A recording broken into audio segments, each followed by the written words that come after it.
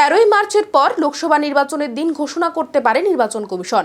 নির্বাচন কমিশন বর্তমানে বিভিন্ন রাজ্যে পর্যবেক্ষণ করছেন বলে সূত্রের খবর। জানা যায়, নির্বাচনের আগে প্রতিবারই কমিশন বিভিন্ন রাজ্যে পর্যবেক্ষণ করে।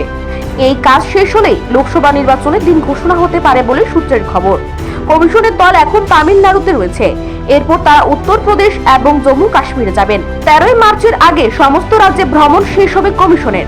বিগত 2 মাস ধরে কমিশনের সঙ্গে চিফ ইলেকটোরাল অফিসারদের বৈঠক চলছে। কোন এলাকাগুলি স্পর্শকাতর তা নিয়েও চলছে আলোচনা। ইভিএম থেকে শুরু করে নিরাপত্তা বাহিনী এবং সীমান্তগুলির পরিস্থিতি নিয়ে পর্যালোচনা করছে নির্বাচন কমিশন। এবারে লোকসভা নির্বাচন সুষ্ঠুভাবে সম্পন্ন করতে আর্টিফিশিয়াল ইন্টেলিজেন্সকেও ব্যবহার করার কথা ভাবছে কমিশন। ভোট চলাকালীন সামাজিক মাধ্যমে যাতে কোনো ধরনের ভুল তথ্য না যায় সেদিকে বিশেষ নজর দেবে কমিশন। যদিও কোনো দল বা প্রার্থী নির্বাচনের নিয়ম ভঙ্গ করে তবে তার বিরুদ্ধে কড়া ব্যবস্থা নেওয়া হবে।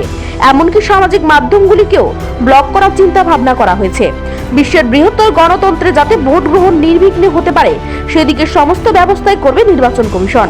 এবারই 18 থেকে 19 বছরের ভোটারের সংখ্যা প্রায় 1.85 কোটি। Bureau report, Asian Times.